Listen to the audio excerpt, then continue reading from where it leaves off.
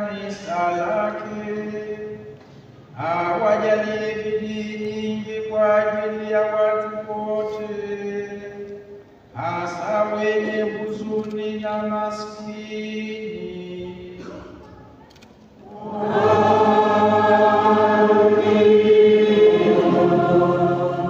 Mungu aliyewapa mwenyewe kazi ya kuihubiri Injili ya Kristo, awasaidie ili kwa kuishi kufuatana na neno lake mpate kuwa mashahidi wake wanyofu na wenye moto moto.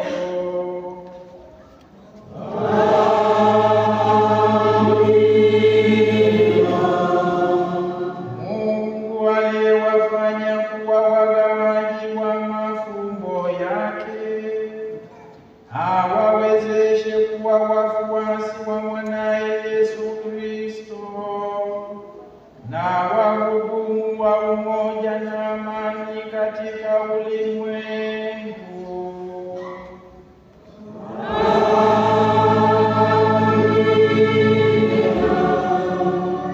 Nanyi nyote mliokusanyika hapa siku ya leo, awabariki Mungu